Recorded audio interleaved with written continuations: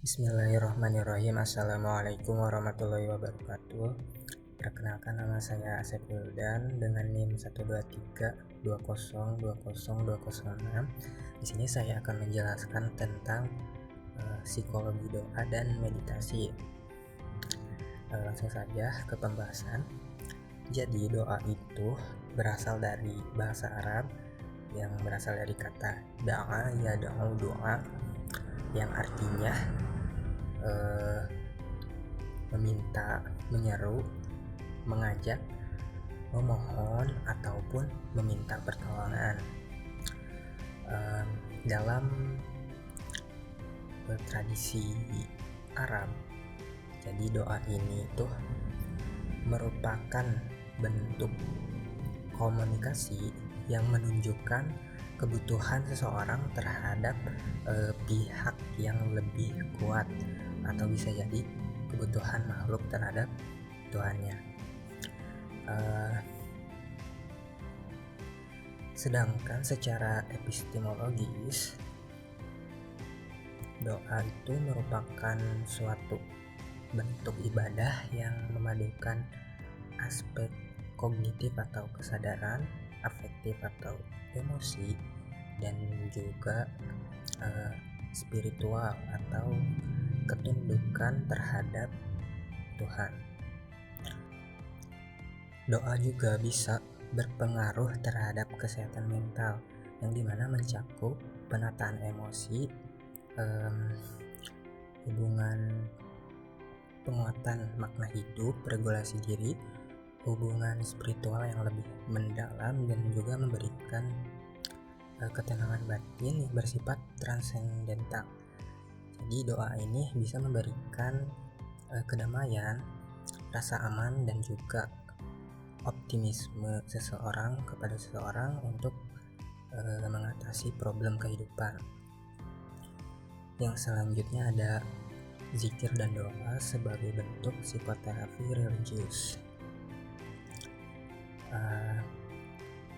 Zikir bisa memberikan ketenangan melalui pengulangan lafaz suci, terus juga penghayatan maknanya. Jadi kita bisa mengucapkan kata subhanallah atau alhamdulillah dengan berulang kali, serta juga harus memahami makna dari kata tersebut. Arti dari zikir sendiri itu artinya mengingat. Jadi kita mengingat tentang kebesaran Tuhan. Bisa juga dilakukan dengan cara tafakur dan juga tadabbur. Sementara itu, doa memberikan penguatan melalui penyerahan diri, berserah diri, ataupun pengharapan. Jadi dengan kita berdoa, kita itu menyerahkan semuanya, lalu selanjutnya berserah diri kepada Tuhan. Dengan kita berdoa, maka beban kita menjadi berkurang karena kita berharap kepada Tuhan. Yang selanjutnya ada bentuk-bentuk gangguan kesehatan mental dan juga proses penyembuhannya. Yang pertama ada gangguan kecemasan atau anxiety disorders. Gangguan kecemasan ini merupakan salah satu gangguan mental yang paling banyak ditemui dalam kehidupan masyarakat modern ini. Gangguan ini mencakup general anxiety disorders, panic disorders, dan juga berbagai jenis fobia spesifik. Kondisi ini ditandai dengan rasa takut atau khawatir yang berlebihan terhadap sesuatu yang tidak memungkinkan dengan situasi nyata. Terus juga perasaan tidak aman, dan juga pikiran yang terlalu khawatir terhadap kemungkinan buruk yang belum terjadi. Yang selanjutnya ada gangguan depresi atau depressive disorders. Jadi depresi ini adalah merupakan gangguan kejiwaan yang ditandai oleh suasana hati yang sedih mendalam, terus juga gangguan tidur, terus kelelahan ekstrim, terus juga perubahan pola makan, terus kehilangan minat terhadap aktivitas sehari-hari, dan juga muncul pikiran untuk mengakhiri hidup. Jadi depresi ini merupakan gangguan mental yang sangat berbahaya terhadap seseorang. Seseorang yang mengalami depresi ini akan kesulitan untuk menjalankan aktivitas sederhana, terus juga kehilangan motivasi hidup, dan juga penurunan dari aktivitas sosial, jadi sulit untuk bersosialisasi lagi.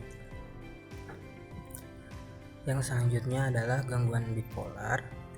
Jadi gangguan bipolar ini merupakan gangguan mood kronis yang ditandai dengan perubahan suasana hati yang ekstrim. Jadi seseorang yang memiliki gangguan bipolar ini, moodnya itu gampang sekali untuk berubah-ubah, kadang sedih, kadang senang gitu. Jadi sangat cepat sekali berubahnya. Yang selanjutnya ada skizofrenia. Skizofrenia ini merupakan gangguan psikotik berat yang ditandai oleh ketidakmampuan membedakan realitas, halusinasi, delusi, tidak bisa berpikir atau pikirannya itu terganggu, dan juga perilaku yang tidak terorganisir. Yang selanjutnya ada narcissistic personality disorder. Jadi gangguan kepribadian narsistik ini ditandai oleh perasaan superioritas yang berlebihan, terus juga kebutuhan besar terhadap pujian, jadi sangat ingin untuk dipuji, dan juga tidak memiliki rasa empati terhadap orang lain. Individu dengan yang memiliki gangguan ini tuh seringkali menunjukkan sifat manipulatif, terus juga mengeksploitasi hubungan interpersonal demi memenuhi kebutuhan validasi diri. Itulah beberapa gangguan mental yang saya jelaskan. Gangguan-gangguan tersebut bisa kita atasi dengan cara meditasi. Jadi meditasi itu berasal dari bahasa Latin, yaitu meditatio, yang berarti merenung, mempertimbangkan, dan memusatkan pikiran secara mendalam. Dalam Islam, meditasi itu sepadan dengan tafakur, tadabur, dan juga muraqabah diri. Yang selanjutnya ada metode-metode relaksasi yang dapat digunakan untuk mendukung kesehatan mental. Yang pertama itu ada relaksasi Benson. Nah, relaksasi ini dilakukan dengan cara mengombinasikan nafas dalam dengan pengulangan kata atau doa tertentu untuk menciptakan kondisi rileks. Jadi teman-teman bisa lakukan dengan cara mengambil napas terlebih dahulu, terus setelah dikeluarkan teman-teman bisa mengucapkan kata yang bisa membuat semangat. Yang selanjutnya ada relaksasi otot progresif.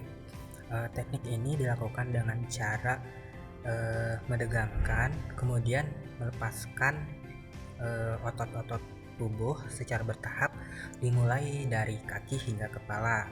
Terus yang selanjutnya itu relaksasi dengan musik.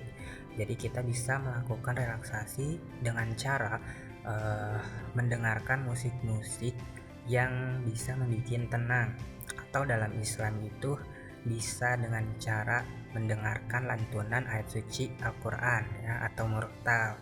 Terus yang terakhir ada relaksasi pijat atau pijat relaksasi. Jadi sudah terbukti ya kalau pijat itu bisa membantu mengurangi ketegangan otot, juga bisa melancarkan sirkulasi darah dan meningkatkan hormon endorfin dalam tubuh.